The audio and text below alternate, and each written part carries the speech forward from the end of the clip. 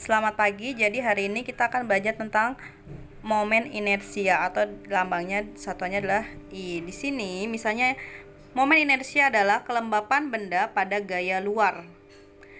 Momen inersia ini dipengaruhi oleh massa dan juga jarak. Massa dengan satuan meter, jarak dengan satuan R. Misalnya di sini ada rumus I sama dengan M kali R kuadrat. I untuk momen inersia dengan satuan kilogram meter persegi.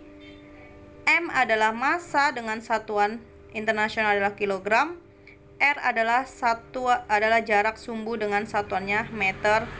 Nah, di sini contohnya kapan sih momen inersia itu digunakan? Momen inersia itu digunakan ketika seseorang berjalan di atas tali atau besi dengan menggunakan atau membawa tongkat kayu.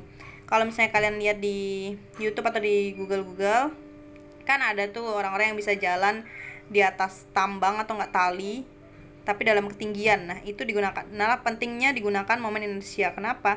Misalnya di sini adalah suatu talinya yang digunakan seseorang. Terus tiba-tiba di sini ada orang berjalan. Ketika dia jalan, dia akan membawa tali kan? Seperti ini. Tongkat panjang. Tongkat panjangnya ini digunakan dengan titik pusatnya ada di tengah dan juga R-nya itu adalah jaraknya. Misalnya ini pusatnya di sini, di jaraknya. Jadi setiap jarak kiri dan kanan itu adalah seimbang.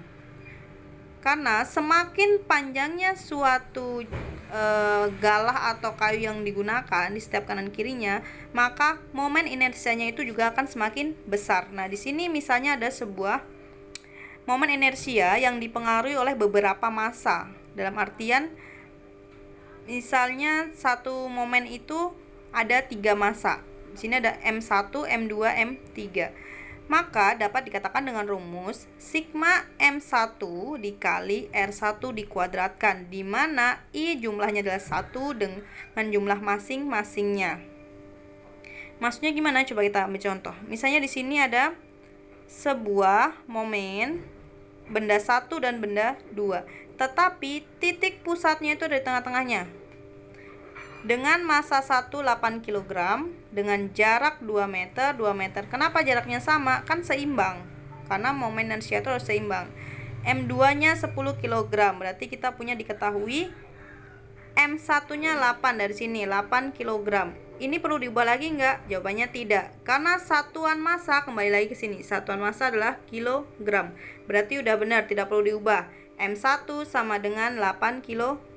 Kemudian M2 10 kg dari sini, massa benda kedua.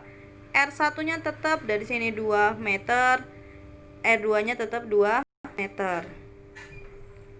Yang ditanyakan adalah momen inersia atau I. Maka karena ini ada 2 massa, jika massanya 1 atau lebih berarti menggunakan rumus ini. Berarti M1 kali R1 dikuadratkan ditambah M2 kali R2 dikuadratkan sama dengan M1-nya massa masukin 8, R1-nya 2 masukin 2 tapi dikuadratkan. Dan seterusnya sampai sini. 8-nya dari ini, 4-nya dari 2 dikuadratkan, 10-nya taruh sini dari massanya. 2 akar 2 jadinya 4. Nah, 8 kali 4 32, 10 kali 4 40, tinggal tambahkan, tinggal jawabannya 72. Satuannya jangan lupa yaitu kilogram meter persegi dengan rumus satuan internasional momen inersia. Kemudian misalnya di sini kita punya benda tegar. Apa sih benda tegar? Benda tegar adalah benda yang memiliki massa. Contohnya batu atau batu bata. Di sini misalnya ada sebuah silinder. Silinder ini dengan pusatnya ada di tengah. Pusatnya dari tengah, maka menggunakan rumus I sama dengan setengah kali massa kali lebar dikuadratkan.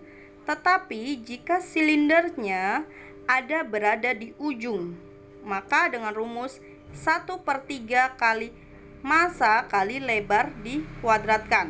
Nah, di sini jika ada sebuah benda atau balok yang berukuran, balok, kubus, dan lain-lain, nanti menggunakan rumus I sama dengan 1/2 kali massa A kuadrat tambah B kuadrat. A-nya ini siapa? A-nya itu ini.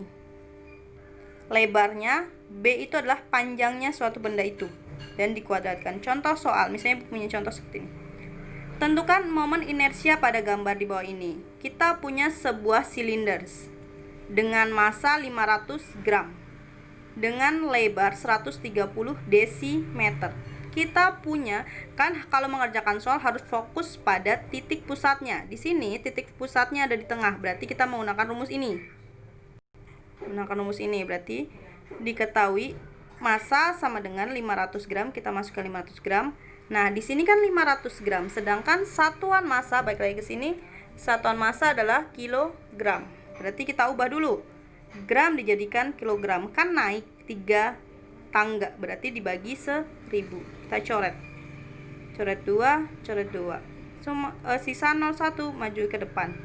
Jadi jawabannya 0,5 kg. Kemudian L adalah 130 desimeter.